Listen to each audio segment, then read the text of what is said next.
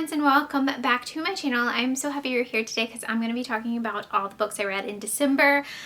If you hear construction, I am so sorry. I'm filming this during the day and I live in between two construction sites. So awesome. I will try to talk really loud when it starts to happen and like play music or something, but I'm going to try to do this quickly.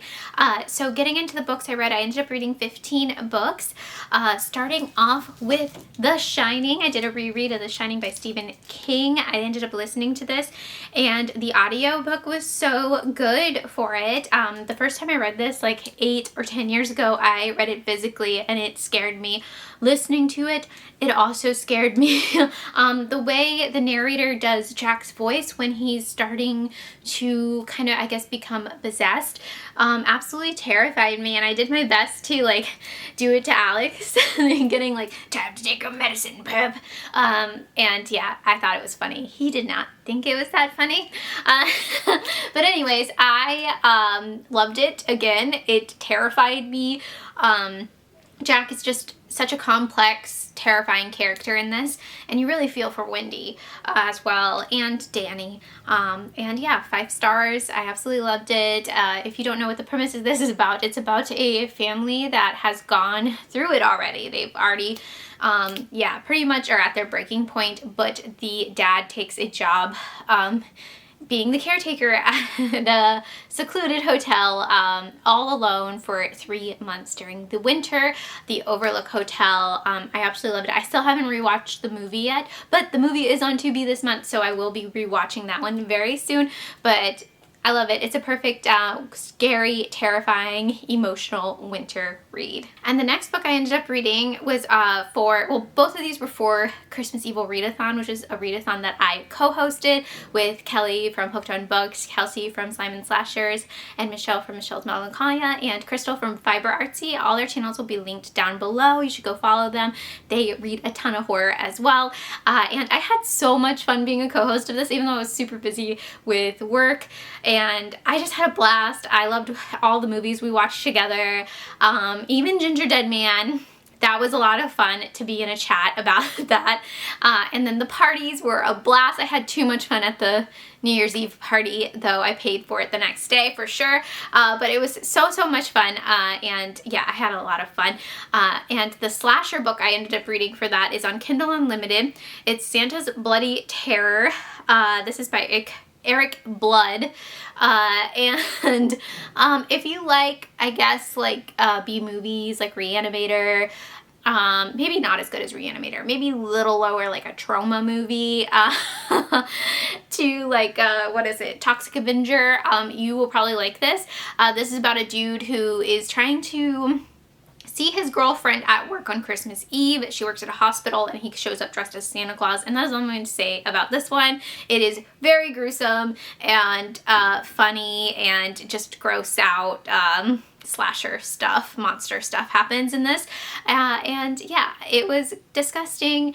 I think I gave it 2.5 stars though, because it was just a little too ridiculous for me, and I didn't have as much fun with it as I thought I was going to. And then the next book I ended up reading was not for Christmas Evil. It's just a book that I've seen around, and I got it from the library, and that is Such Sharp Teeth by Rachel Harrison. I ended up really liking this book. I didn't think I was going to like it because this is more, I don't know how to put it, like soft horror book, cozy horror.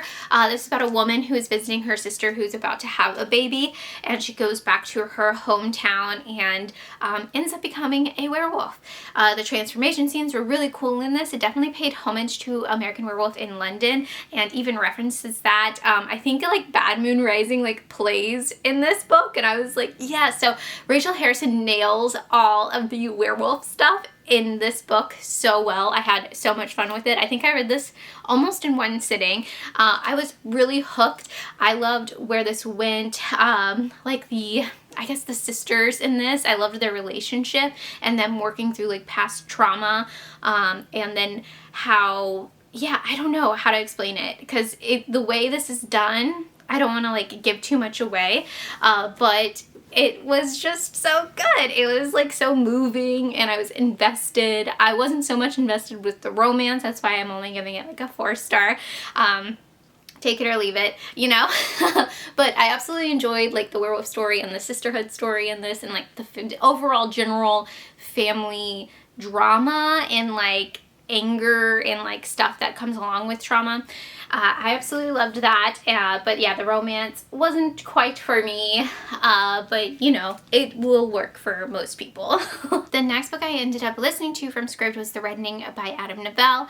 This is a folk horror, cult horror book, and it was good. I enjoyed it, but I feel like it just dragged on a little too much. It had a lot of build up for a little bit of payoff. I did really like the ending though. The ending is one of my favorite type of horror endings, so I ended up giving it 3 stars. It was just a little too long, but if you like folk horror, you'll really like it. The next book I ended up listening to on Scribd as well was Krampus and the Thief of Christmas, and this is by Eldritch Black. I really like the narrator in this, and it's like a spooky middle grade book. It had a lot of humor in it. There's like a whole setup of the bad people trying to get the kids to like be bad, and I thought that was hilarious. It was so funny, and yeah, I had a lot of fun with it. I actually don't remember what I rated it though, which is really bad. I think I gave it like 4 stars. It was just like a fun Christmas, spooky middle grade book. And the next book I read was Where the Dead Go to Die by Erin Treyas and Mark Allen Ganels.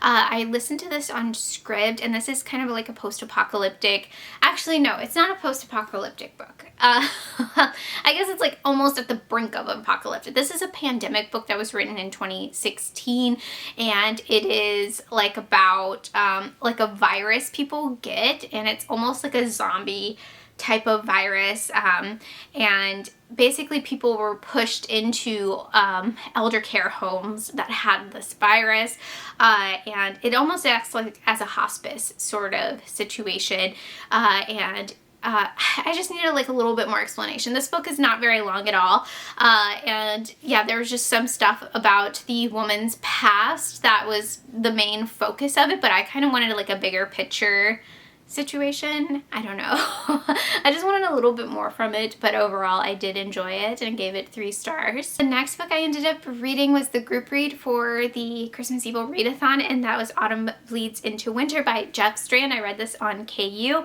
and I had a lot of fun with this. It starts off very like intense. It's an intense situation and you're invested, but it does tend to drag a little bit in the middle, so I ended up giving it like 4 stars. But this is about a boy who is trying to track down his best friend's killer, and it takes place like in the 80s, and I was so invested. It's very Black Phone-ish, and I was very invested, but it does tend to drag. It is a coming of age story, and yeah, it was great though. I highly suggest checking this one out if you're into coming of age horror. Krampus was my next read. Krampus the Yule Lord by Brom. I had a lot of fun with this one. I did want a little bit more Krampus action. I mean, look at this Krampus, you know. Don't you want to be friends with him? This was about Krampus the Yule Lord escaping Santa and then them battling it out, but in the meantime Krampus ends up bumping into like a human in West Virginia who has a lot of problems with local law enforcement slash like mob, I guess. Like it's like a mob situation, and yeah, that kind of dragged for me, that storyline. I was like, I need more Krampus and Santa, and I need more Krampus just like freaking out that people are celebrating Christmas and like not Yule, please. But overall I really enjoyed it and ended up giving it a 4.5. And then, so I read Krampus, and I read 2 Krampus smut books in a Krampus reading vlog. I will link it in the cards and in the description box down below. And for that I read Grave Tidings by Salem Sinclair. I wasn't a huge fan of this one. I gave it 2 stars.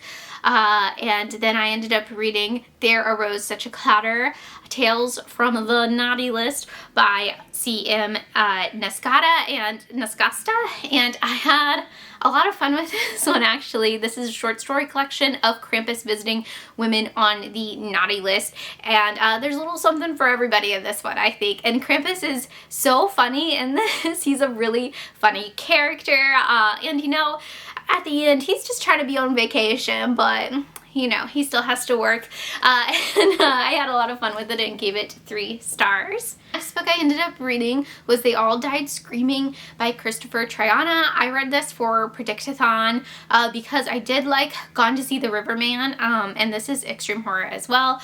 I thought I would like this one, and spoiler alert, it was okay. It was okay. It was no Gone to See the Riverman though.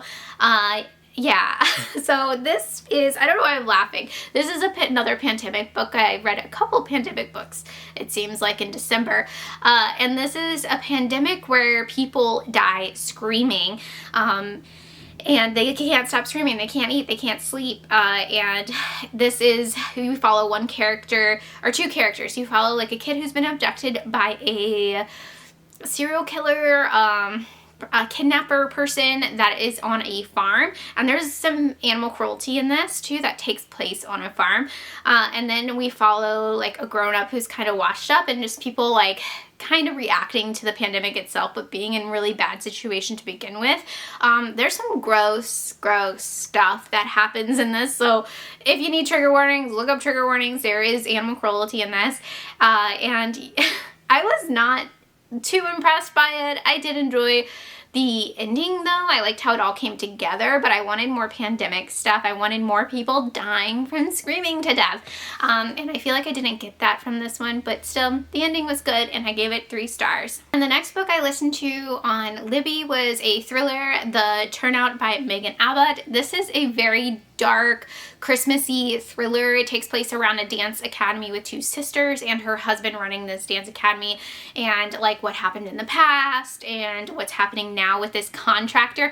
The tension in this is so good at the beginning because I'm sure everybody's either heard of contracting horror stories or they've lived contracting horror stories, and yeah, this is one of them. It starts out as that, and it's all taking place around the Nutcracker, so them trying to put on the biggest show of the year, and dealing with this asshole contractor, and until it just like builds and builds and builds, and then it's like family drama exposed. I really liked this for a thriller. It's very dark, and I gave it 4 stars. The next book I listened to, also from Libby, I was just trying to get through all my Libby stuff, if you can tell, is The Return by Rachel Harrison. Since I had so much fun with Such Sharp Teeth, I was like, ooh, I need to read The Return. And this is a thriller horror book. It's about a group of friends that are kind of reconnecting with their friend who disappeared for 2 years or something, and then she comes back and she is very changed. I wasn't scared during this book. So that's why I knocked off a star. But overall, I really did enjoy it. I think this is such a keen look at female relationships in general, female friendships, and you know, people change, okay? So I loved that kind of sense in turning it into like an absolute horror story. But yeah, I wasn't scared during it. I wish I was more scared during this book, but I really liked where it went and how gross it got. It got pretty dang gross. So touche, Rachel Harrison, 4 stars. The next book I ended up reading was Reckless Girls by Rachel Hawkins. I listened to this from Libby as well. And this is another thriller about people stranded on an island. And I really thought this was going to have cannibalism in it for some reason. I don't know why. It's a thriller. It's a Rachel Hawkins book. I don't know why I thought there was going to be cannibalism. There's like a myth of cannibalism on this particular island, I guess, but it doesn't happen in the book. But yeah, I was just like, okay, this is just like a twisty thriller. There's a lot of reveals in it. I did enjoy it, but it was nothing like mind-blowing, so I just gave it 3 stars. And the last book I ended up reading in December was Mina and the Undead by Amy McCaw. Amy McCaw has a YouTube channel here. I'll link it in the description box down below. I had so much fun with this one. This is for all those 90s nostalgia, Buffy the Vampire Slayer fans out there. You'll absolutely love this. I've never been to New Orleans. I want to go one day, and I feel like she captured New Orleans just from like seeing American Horror Story season 3 Coven. It just like gave me those vibes too. But yeah, this is about two sisters who are in New Orleans, and they're working at like a museum, and there's Fang Fest, which is like a vampire festival happening, but at the same time there's these murders that are happening, so it's like a bit of a murder mystery going on, and I really liked that aspect of it. I liked how, you know, everybody's a suspect sort of situation, and I had a lot of fun with it. I will say the romance in this was not for me, but that's just me. I'm not like a huge romance person. When romance stuff happens in books, I'm kind of like, can we get back to the main plot, please? That's just me personally, but I did really enjoy this one. I can't wait to read Mina and the Slayers, and I gave this 4.5 stars. Highly suggest checking it out, and yeah, I had a blast, and I can't wait to read the second book. So there was the 15 books that I read in December. Let me know what your favorite reads in December were, and I hope you guys have a great day. Bye!